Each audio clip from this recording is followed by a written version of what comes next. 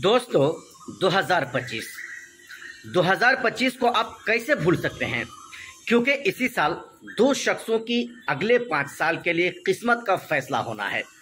एक असदुद्दीन ओवैसी की party AIMIM party के बिहार के प्रदेश अध्यक्ष अख्तरुल ईमान साहब और दूसरा लालू प्रसाद यादव का बेटा तेजस्वी प्रसाद यादव। इन दोनों शख्सों की किस्मत का फैसला अगले 5 साल के लिए इसी साल 2025 में ही होना है। दोस्तों, उसके बारे में हम पूरी जानकारी आपको बताएंगे कि आखिर किसकी किस्मत का फैसला सही होगा और किसकी किस्मत का फैसला गलत होगा। एक एक करके हम आपको इस वीडियो में समझाने वाले हैं, लेकिन उससे पहले आप मेरा परिचय जान लीजिए। मैं मोहम्मद असरारुल हक उर्फ सद्दाम हुसैन और आप सुपर सीमांचल न्यूज देख रहे हैं। 2025 इसलिए भी बहुत मायने रखता है MIM पार्टी के अख्तरुल ईमान और RJD के सुप्रीमो लालू प्रसाद यादव का बेटा तेजस्वी प्रसाद यादव के लिए, चूंकि इसी साल विधानसभा का बिहार में चुनाव होना है। बिहार में चुनाव होना है और इस चुनाव को लेकर के जो सपना लिए तेजस्वी प्रसाद यादव चल रहे हैं पिछले कई वर्षों से कि बिहार का वो मुख्यमंत्री बनेंगे, वो अपने सपना को साकार होते हुए देखना चाहेंगे। लेकिन क्या उसका सपना साकार होना इतना आसान हो जाएगा उसके लिए? वो जो सपना वो देख रहा है उसको वो पूरा कर लेगा इतनी आसानी से? दोस्तों, ये आसान नहीं होगा, चूंकि MIM पार्टी और जनसुराज पार्टी, ये दोनों पार्टी लालू प्रसाद यादव के बेटा तेजस्वी प्रसाद यादव के रास्ते का कांटा बन रही है। ये दोनों पार्टी, इसलिए मैं कह रहा हूं असदुद्दीन ओवैसी की पार्टी MIM पूरी मजबूती के साथ बिहार में चुनाव लड़ेगी। हालांकि अख्तरुल ईमान साहब ने तो कुछ सीटों का ऐलान भी कर दिया है, जिनमें ढाका तो ओवैसी साहब खुद ऐलान किए हैं, बहादुरगंज खुद ओवैसी साहब ऐलान कर चुके हैं, उम्मीदवार का भी ऐलान कर चुके हैं, और अख्तरुल ईमान साहब 4 से 5 विधानसभाओं का नाम का उन्होंने भी ऐलान किया है, जिसमें मधुबनी है और इसके अलावा कई जो है ऐसे विधानसभा सीटें हैं जहां MIM पार्टी का चुनाव लड़ना तय है।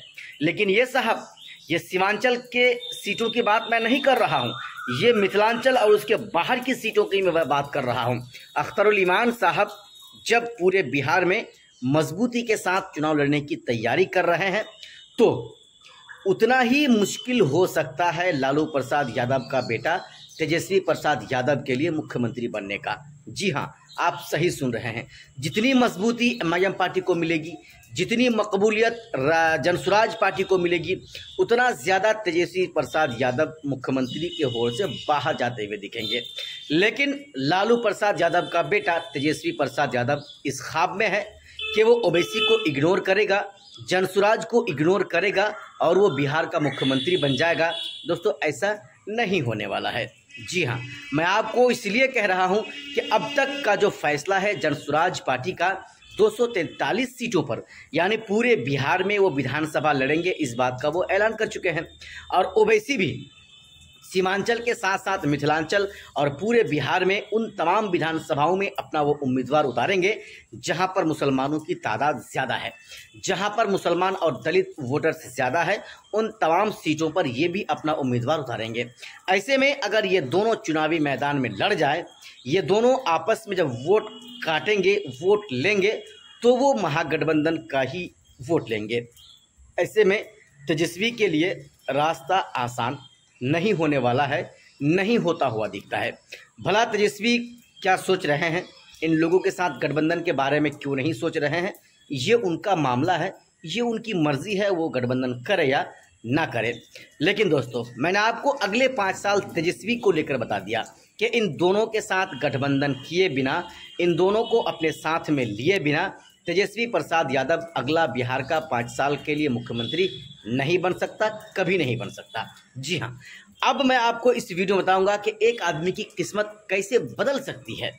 वो है अख्तरुल ईमान। अख्तरुल ईमान ओवैसी की पार्टी MIM बिहार में चुनाव लड़ रही है और मजबूती के साथ लड़ रही है।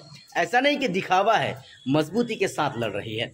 ऐसे में अगर ओवैसी का 10 या 12 या 15 विधायक अगर हो जाए और फिर जब महागठबंधन को सरकार में इतने विधायकों की ज़रूरत पड़ जाए, तब तो फिर अख्तरुल ईमान साहब की गुटी लाल होने वाली है। यानी बिहार का अगला जो उप मुख्यमंत्री होगा वो ऐसे कंडीशंस पे, ऐसी सूरत में अख्तर अली खान साहब हो सकते हैं, चूँकि वो कंडीशन से रख देंगे, वो शर्तें रख देंगे कि अगर आप हमें उप मुख्यमंत्री बनाओगे तो हम तमाम सीटों का जो है आपको हम समर्थन कर सकते हैं। और ऐसा होने वाला है, चूँकि 2020 के बाद 2021 में जो घाव आरजेडी पार्टी ने एमआईएम पार्टी को दिया था, एमआईएम पार्टी उस चीज़ को नहीं भूलने वाली है और ना भूलने वाली है। जी हाँ, फिलहाल दोस्तों जो चीज़ें थी, दो तेजस्वी की किस्मत भी बदलने वाली है, बदल सकती है, अख्तर अली खान साहब की किस्मत बदल सकती है, लेकिन तेजस्वी के लिए कंडीशंस हैं कि वो अख्तर अली खान साहब को यानी ओवैसी को और जनसुराज को अपने साथ में गठबंधन ले, और तेजस्वी प्रसाद यादव अगर इनको गठबंधन में नहीं लेकर